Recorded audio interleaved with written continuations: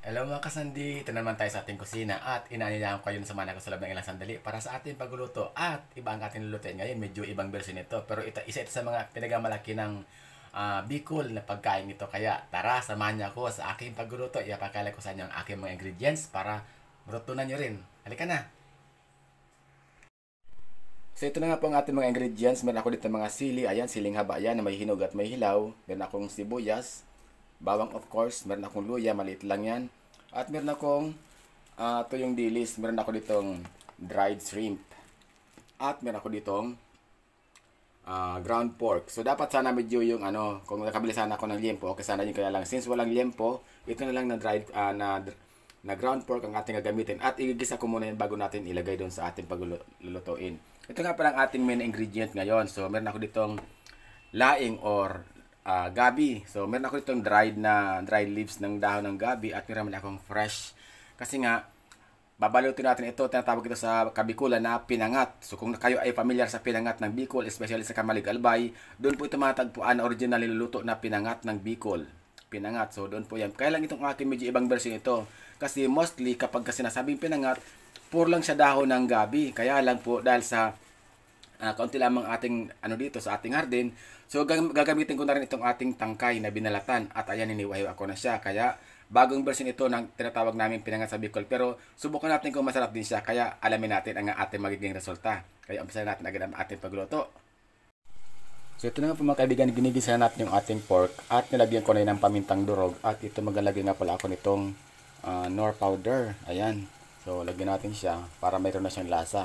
So ito pong pork na to ay ground pork na to ay gagamitin natin siyang palaman doon sa ating laing kasi babalutin natin siya doon sa kanyang dahon. So ang purpose po nito bakit sa ginisa ay para mas mabilis din po siyang maluto kasi alam mo naman ang laing saglit lang siya maluto, lalo pat hindi naman siya gaanong napatuyo yung ating mga dahon na yon. So medyo isang araw ko lang siyang naibilad kahapon at gumamit pa nga ako ng fresh na dahon gawa ng kulang yung ating dahon na pambalot. So kaya ito ang ginawa natin, mabilis lang maluto yan kasi sariwa pa siya. So ayan. So maya-maya ng konti ay babalutin na natin siya. So ayan, umpisa na natin. So meron ako ditong kakanggata at dalawang ating kakanggata. Meron din ako dito na binakakanggata dito. So itong isang kakanggata, ilalagay natin itong mga ilang gulay na ito at maglalagay din ako nitong tangkay. Yan, kasi yan ang ating mabalutin kasi kulang nga yung ating dahon. Dapat dahon lang dapat natin itong ilalagay natin dito.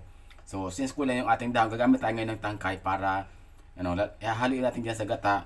Siyempre lalagyan din natin siya ng panimpla para may na siyang lasa. Lalagyan natin itong ating may wagang butil. Ano mga ba ito? Ito ang ating kalahabang memorasyan, ang ating magic sarap siyempre. At siyempre maglalagay din tayo ng pamintang durog. At haluin lamang natin mga kaibigan. Haluin lang natin. Meron itong halong kunting dahon, kaya lang kunting nga lang yung dahon natin. So ayan, after natin haluin, pwede na natin siyang balutin. So ayan, atin nagsimulan ang ating pagbabalot ng ating gulay.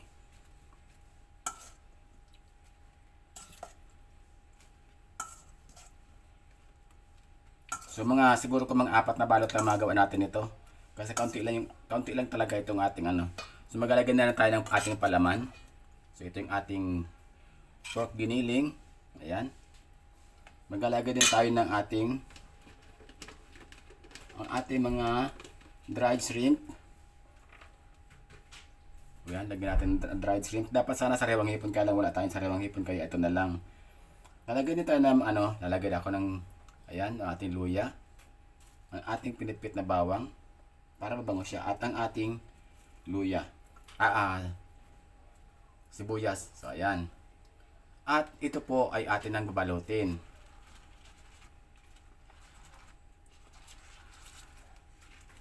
At syempre, gagamit din tayo dito ng ating pantali.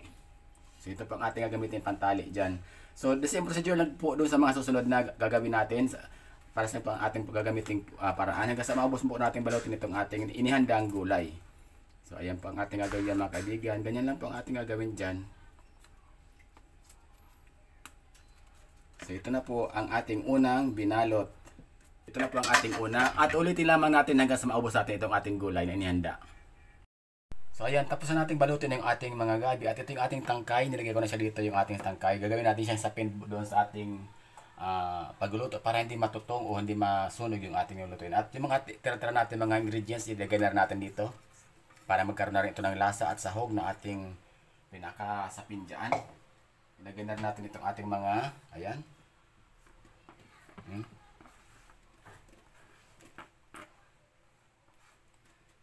So, dyan natin siya. At siyempre, ilalagay natin itong ating mga tinalian, binalot. So, ayan, ilalagay natin siya dyan.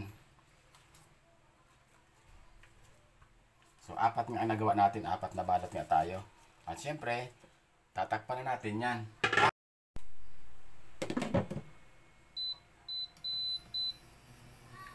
So, hintayin natin na maluto. Ayan, kumukulo na yung ating niluto at maglalagay ako ng Knorr shrimp cubes. Tignan natin. Para magkaroon din ng lasa din nasa labas. At siyempre maglalagay na rin tayo ng karagdagang pampalasa dyan.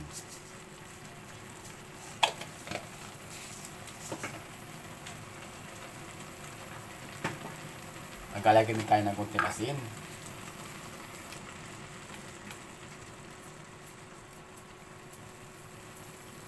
Mamaya pag natuyo yung ating gata na yan, ilalagay na natin yung ating kakang gata pag tuyo na po yung ating sabaw.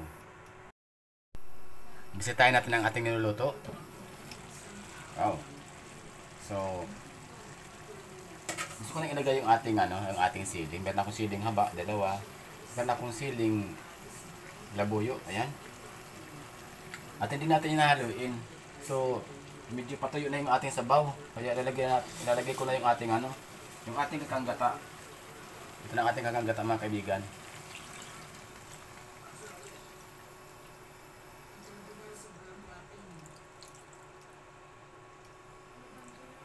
At muli natin siyang tatakpan.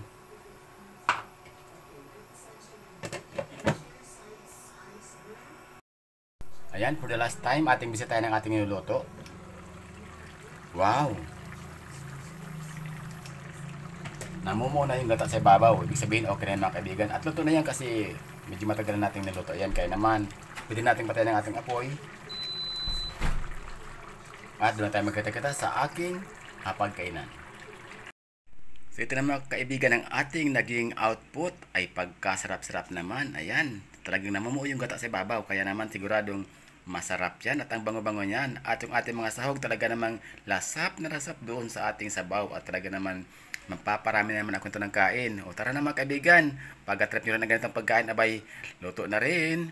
O siya, aking magpapaalam na hanggang sa muli, ang inyong host sa TVPH na nag-iiwan ng huwag gawing komplikadong buhay, mamuhay ng simple at masaya. Bye-bye and see you again on my next vlog.